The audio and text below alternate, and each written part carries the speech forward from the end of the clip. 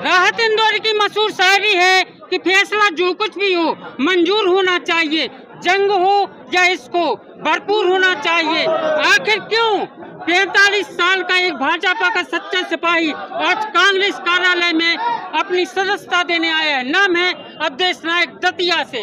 भाई साहब बहुत बहुत स्वागत है। बहुत बहुत धन्यवाद आपका, क्या बहुत कहना धन्यवाद। चाहेंगे? 45 साल की सेवा करने के बाद आज कांग्रेस का दामन थामा। भारतीय जनता पार्टी उन नीतियों से भटक गई जो नीति माननीय अटल जी की थी, जिन नीतियों पर चलकर कभी डॉक्टर श्यामा प्रसाद मुखर्जी और दीनदयाल उपाध्याय ने भारतीय जनता पार्टी को बनाया था, राजमाता विजयराजे सिंधिया ने जिस भारतीय जनता पार्टी को सींचा था, उन नीतियों से अब भारतीय जनता पार्टी पलट गई है, विमुख हो गई है। अब भारतीय जनता पार्टी में लूट खसोट का राज है, भारतीय जनता पार्टी में तानाशाहों का बोलबाला है, भारतीय जनता पार्टी के नेता माल कूटने में लगे हुए हैं चारों तरफ। इसलिए तय किया कि अब इस दल में नहीं रहना, अब कांग्रेस का साथ देंगे, कांग्रेस के साथ रहकर सार्वजनिक जीवन में काम करेंगे। आखिर क्यों यानी इतना दबाव क्यों कि जेल भी जाना पड़ा आपके भतीजों को? यह इसलिए है क्योंकि उनको ये लगा कि यह एकमात्र व्यक्ति भारतीय जनता पार्टी में है। पीताम्बरा माई की कृपा आप पे क्यों नहीं, अचानक उन पे क्यों आ गए? जय माई की।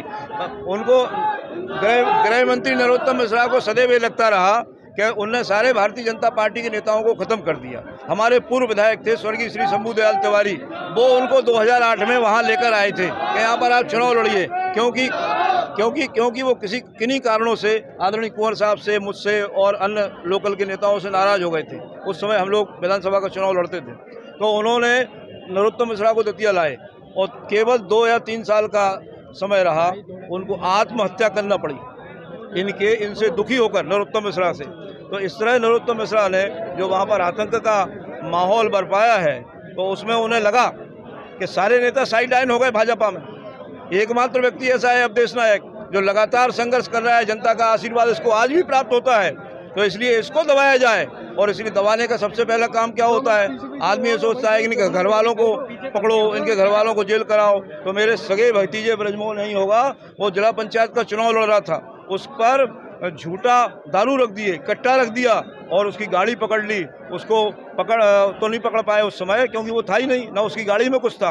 और जिला पंचायत का चुनाव लड़ेगा, जिला पंचायत का अध्यक्ष बनेगा क्योंकि अवधेश नायक का भतीजा है। फिर अवधेश नायक और ताकतवर शक्तिशाली हो जाएंगे और मेरे खिलाफ चुनाव विधानसभा में भारतीय जनता पार्टी से टिकट मांगेंगे।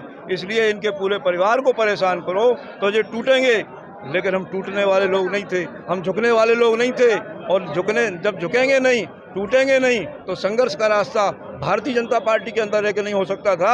आदरणीय कुंवर साहब ने, हमारे जिलाध्यक्ष जी ने जब कहा कि आप आओ, भाजपा छोड़ो, कांग्रेस का दामन थामो, मैंने भाजपा छोड़ दी और कांग्रेस में आ गए, क्योंकि उनको लगता था नरोत्तम को यही एकमात्र सबल प्रतिद्वंदी है, इसको हटाओ, हटा पाए नहीं। तो मैंने ये तय कर लिया कांग्रेस के साथ रहकर मैं उन्हें हटाने का काम करूंगा दतिया से।